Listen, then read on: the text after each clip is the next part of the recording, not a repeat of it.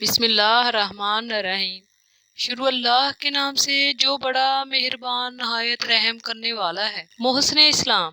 حضرت ابو طالب علیہ السلام کے 4 فرزند تھے، حضرت جعفر علیہ السلام، حضرت عقیل علیہ السلام، حضرت علی علیہ السلام اور حضرت طالب علیہ السلام۔ حضرت مسلم علیہ السلام حضرت عقیل کے بیٹے تھے، جو حضرت علی علیہ السلام اور جناب ام البنین کے داماد تھے، یعنی علمدار حسینی حضرت عباس علیہ السلام کی ہمشیرہ جناب مسلم ابن عقیل علیہ السلام سے منسوب تھی۔ آپ انتہائی شجاع و بہادر ہونے کے ساتھ ساتھ اپنے خاندانی خصوصیات کے مطابق انتہائی متقی، پرہیزگار، دیندار اور امام حسینی سے محبت کرنے والے، شیدا اور وفادار تھے۔ حضرت امام حسین علیہ السلام کو جناب مسلم ابن عقیل علیہ السلام پر مکمل اعتماد و اعتبار تھا۔ اسی اعتماد کی بنا پر امام حسین علیہ السلام نے جناب مسلم علیہ السلام کو اپنا سفیر بنا کر کوفہ بھیجا تھا۔ یہاں تک کہ مسلم کی شجاع و بہادری کا سوال ہے، حضرت امام حسین علیہ السلام کے پاس 3 طاقتیں ایسی تھی کہ اگر کربلا میں یہ تینوں قوتیں یکجا ہو گئی ہوتی تو شاید جنگ کربلا کا انداز ہی دوسرا ہوتا۔ ان میں سے ایک شخصیت جناب محمد حنیفہ کی تھی، دوسری جناب مسلم ابن عقیل علیہ السلام کی اور تیسری جناب عباس علمدار علیہ السلام کی۔ مگر چونکہ امام حسین علیہ السلام کا مقصد جنگ نہیں بلکہ دین اسلام کی بقا کے لیے قربانیاں پیش کرنا تھا، لہٰذا امام علی مقام نے ان تینوں قوتوں کو تقسیم کر دیا۔ جناب محمد حنیفہ کو مدینہ منورہ میں ہی چھوڑ دیا اور جناب مسلم ابن عقیل علیہ السلام کو اپنا سفیر اور نائب بنا کر کوفہ بھیج دیا۔ صرف جناب عباس ابن علی علیہ السلام کو اپنے ساتھ کربلا لے گئے۔ حضرت امام حسین علیہ السلام کو جناب مسلم ابن عقیل علیہ السلام پر مکمل اعتماد تھا، جیسا کہ حضرت امام حسین علیہ السلام کی ان خطوط سے بھی ظاہر ہے جو انہوں نے معززین کوفہ کے ان خطوطوں کے جوابات میں لکھے تھے، جو اہل کوفہ نے انہیں کوفہ تشریف لانے کے لیے تحریر کیے تھے۔ اہل کوفہ نے لکھا تھا کہ ہم بلا امام ہیں،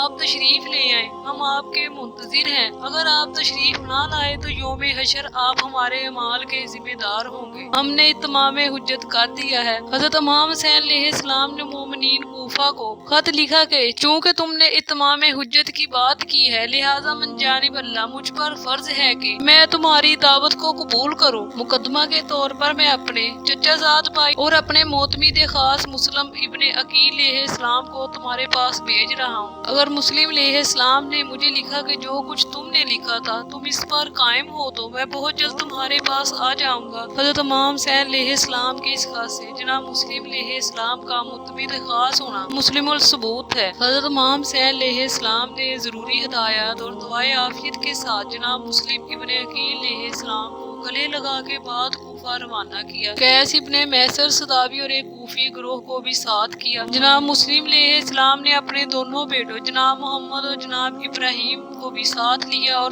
5 رمضان المبارک عازم و سفر ہوئے۔ راستے میں بہت سی دشواریوں اور پریشانیوں کا سامنا کرنا پڑا، خصوصاً پانی کی کمی اور پیاس کی زبردست تکلیف برداشت کرنا پڑی۔ بمشکل تمام 5 شوال المکرم کو کوفہ پہنچے۔ اشراف کوفہ نے مسلم ابن عقیل علیہ السلام کا زبردست استقبال کیا۔ نائب امام سمجھ کر آپ کے دستے مبارک پر 20,000 لوگوں نے بیعت کی۔ اس وقت کوفے کا گورنر نعمان ابن بشیر تھا، جس نے احتیاط سے کام لیتے ہوئے جناب مسلم علیہ السلام کے خلاف کوئی عملی کارروائی نہیں کی تھی۔ کوفے کے لوگ جوک در جوک آ کر جناب مسلم علیہ السلام کے ہاتھ بیعت کر رہے تھے۔ یہ خبریں یزید کے لیے اچھی نہیں تھی، چنانچہ یزید نے نعمان بن بشیر کو ہٹا کر عبداللہ ابن زیاد کو کوفے کا گورنر مقرر کیا، جو انتہائی ظالم مکار دشمن اہل بیت علیہ السلام تھا۔ وہ چھپتے چھپاتے کوفہ پہنچا اور دارالعمارہ میں داخل ہو کر اس کا دروازہ اندر سے بند کر لیا۔ عمومی سیاست کے تحت اس نے کوفیوں میں پھول ڈالنا شروع کر دی اور ظلم و جبر کے ساتھ ان پر دباؤ بنا لیا۔ لوگوں نے پکڑ ڈگر گرفتاریاں کرائیں، ظلم و تشدد کا بازار گرم ہو گیا، ہر طرف دہشت گردی پھیل گئی، لوگوں کی ہمتیں پست ہونے لگیں، اہم اور باوقار شخصیتوں کو قید خانوں میں ڈال دیا گیا، بہتوں کو پھانسیاں دے دی گئی۔ نتیجہ یہ ہوا کہ لوگوں میں جناب مسلم لیہ اسلام کا ساتھ دینے کا جذبہ سرد پڑتا گیا۔ جن لوگوں نے جناب مسلم لیہ اسلام کے ہاتھ پر بیعت کی تھی وہ بیعت توڑ کے جانے لگے۔ جناب مسلم لیہ اسلام ایک در و اندیشہ اور محتاج شخص تھے۔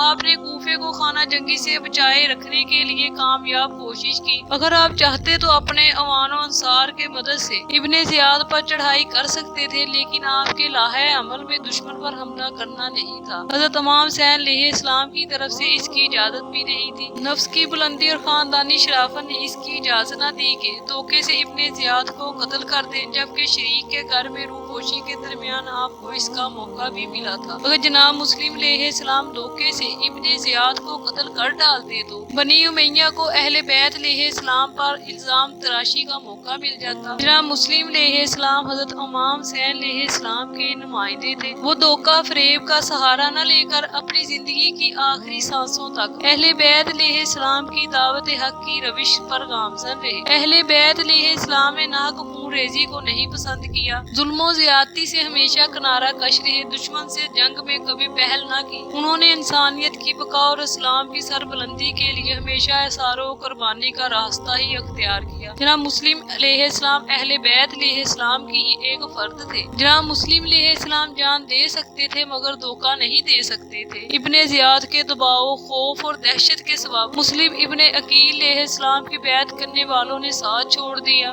عشاء کی نماز کے بعد جب مسلم لیہ اسلام نے گھوم کے دیکھا تو ان کے پیچھے نماز پڑھنے والوں میں ایک فرد بھی نہ تھا۔ جناب مسلم ابن عقیل لیہ اسلام نے کوفہ کی ایک بااثر شخصیت صحابی رسول جناب ہانی بن عروہ کے گھر میں پناہ لی۔ جناب ہانی بن عروہ سردار قبیلہ تھے۔ جب وہ سوار ہو کے نکلتے تھے تو ان کے جلوس میں 4000 ذرہ پوش اور 8000 پیادے ہوتے تھے۔ جب وہ آواز دیتے تو 30000 ذرہ پوش ان کی ایک آواز پر جمع ہو جاتے تھے۔ ابن زیاد نے حضرت ہانی بن عروہ کو دھوکے سے بلایا اور دارالامارہ میں قید کر لیا۔ جب یہ خبر پھیلی تو ایک ہنگامہ کھڑا ہو گیا۔ بہت بڑی جماعت جناب مسلم ابن عقیل کی حمایت و قیادت میں اس امر پر آمادہ ہو گئی کہ جناب مسلم لیہ اسلام جناب ہانی بن عروہ کی رہائی کے لیے ابن زیاد پر حملے کی اجازت دے دیں۔ ادھر ابن زیاد نے جناب ہانی کو قتل کر دیا۔ جناب مسلم کو جب یہ خبر ملی تو آپ ہانی بن عروہ کے گھر سے باہر نکل آئے اور اپنے چاہنے والوں کو ساتھ لے کر دشمن سے زبردست جنگ کی، مگر محمد ابن اشب، شمس ذی الجوش، کنیز ابن شہاب، شیش ابن ربی نے لوگوں کو بہکا دیا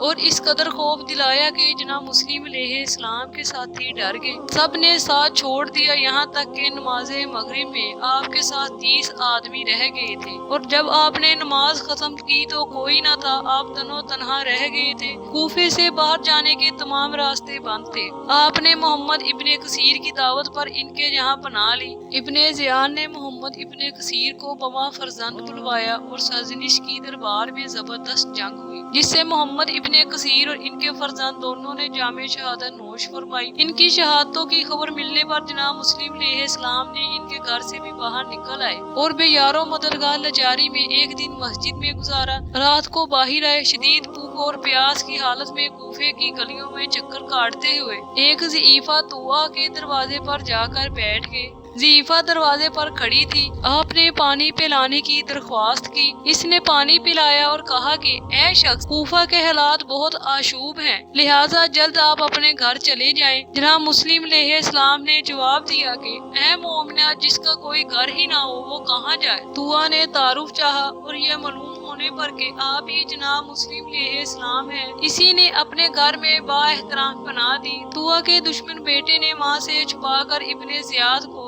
جناب مسلم لیہ اسلام کے اپنے گھر میں موجود ہونے کی خبر دی۔ صبح ہوتے ہی محمد ابن اشعث کی سربراہی میں 3000 سواروں کا لشکر آ پہنچا۔ گھوڑوں کی تاپوں کی آواز سن کر جناب مسلم طوع کے گھر سے باہر نکل آئے۔ وہ یہ نہیں چاہتے تھے کہ فوجی طوع کے گھر میں داخل ہو جائے اور اس کی بے پردگی ہو جائے۔ جناب مسلم نے تنو تنہا زبردست جنگ کی اور ہاشمی تباہ زنی کے جوہر دکھائے۔ شجاعت کا یہ حال تھا کہ ایک سوار کی کمر پکڑ کر اسے آسمان کی طرف اچھال دیتے تھے، اور جب وہ نیچے گرتا تھا تو अपनी तलवार पर रोक लेते थे, जिससे वो कट के 2 हिस्सों में तकसीम हो जाता था। इब्ने अशज ने मजीद फौज मांगी तो इब्ने ज़ियाद ने कहा कि एक इंसान से लड़ने के लिए कितनी फौज चाहिए? तो इब्ने अशज ने जवाब भिजवाया कि ये कोई बकाल या जलाहा नहीं है, बनु हाशिम का चश्मो चिराग है। बाद में एक गड्ढे में मुस्लिम इब्ने अकील को धोखे से गिरा कर गिरफ्तार कर लिया गया। इन्हें गिरफ्तार करके बेहद जख्मी हालत में इब्ने ज़ियाद के सामने पेश किया गया। किसी ने कहा कि मुस्लिम लेह इस्लाम, तुमने अमीर को सलाम नहीं किया। जनाब मुस्लिम लेह इस्लाम ने जवाब दिया कि मेरे अमीर सिर्फ हजरत इमाम हुसैन इब्ने अली लेह इस्लाम है। आपको पस्ते दारुल उमारा पर ले जाया गया। आपने नमाज पढ़ने की ख्वाहिश की।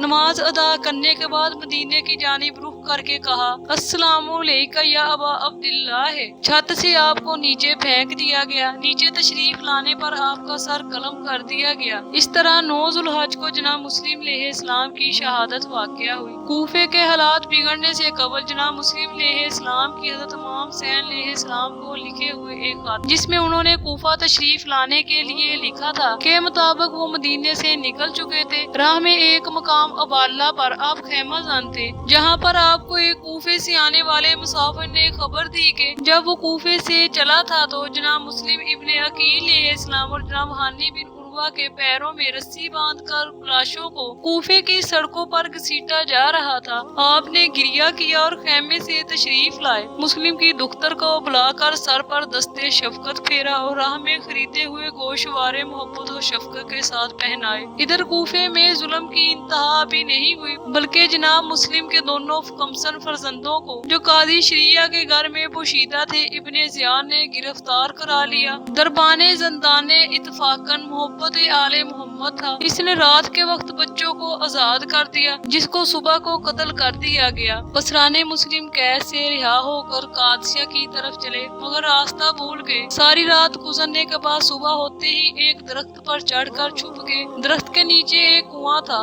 इत्तफाकन एक औरत पानी भरने आई। इसने पानी में बच्चों का अक्स देखकर अपनी मालका को खबर दी, जो मोमिना थी। ये जानकर के फर्जंदाने मुस्लिम है, वो दौड़ कर आई और बच्चों को अपने घर ले जाकर एक खाली गोशा में ठहरा दिया। इस मोमिना का शोहर हारिस बिन उर्वा एक मलऊन था। वो इब्ने ज़ियाद से इनामो इकराम की लालच में बच्चों को तलाश कर रहा था। खाने के बाद वो सोने के लिए अपने बिस्तर पर लेट गया कि शब के सन्नाटे में बच्चों की सांसों की आवाज महसूस हुई। उठकर बीवी से पूछा, हुजरे से किसकी सांसों की आवाज आ रही है? बीवी ने कोई जवाब ना दिया। हारिस जबरदस्ती हुजरे में दाखिल हो गया और मासूम बच्चों के रखसारों पर तमाचे मारकर एक खंबे से बांध दिया। सारी रात बेबसी बेकसी में कटी। सुबह होते ही बच्चों को कत्ल करने के लिए दरिया की तरफ ले चला। बीवी और गुलाम के मना करने पर और राह में हायल होने पर बेटी और गुलाम को कत्ल कर दिया। नहरे फरात पर ले जाकर वो बच्चों को कत्ल करना चाहता था। बच्चों ने वसीयत करने के बाद 2 रकात नमाज पढ़ने की इजाजत मांगी। नमाज अदा करने के बाद दुआ के लिए हाथ उठाए ही थे कि मलऊन हारिस ने तलवार तान ली।